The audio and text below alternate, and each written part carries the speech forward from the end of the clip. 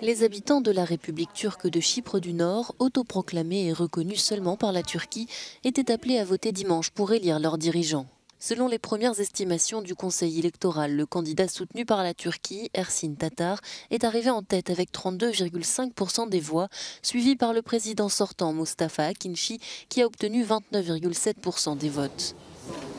Un second tour devrait donc opposer dimanche prochain les deux hommes qui ont des visions bien différentes pour l'avenir de la communauté turque de Chypre.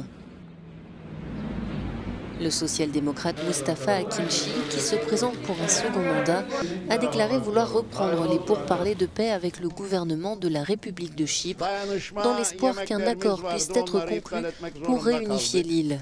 Le Premier ministre nationaliste Ersin Tatar milite lui pour la fin des négociations de réunification et se dit favorable à un rapprochement avec la Turquie. Il est apparu la semaine dernière aux côtés du président turc Erdogan pour annoncer la réouverture de Varosha, une ville chypriote grecque occupée par les Turcs et abandonnée depuis près d'un demi-siècle. Chypre est divisée entre communauté turque au nord et communauté grecque au sud depuis 1974 et la question de cette division est toujours aussi sensible aujourd'hui. Le second tour de l'élection déterminera si les Chypriotes turcs souhaitent une nouvelle tentative de réunification ou s'ils veulent désormais se tourner définitivement vers la Turquie.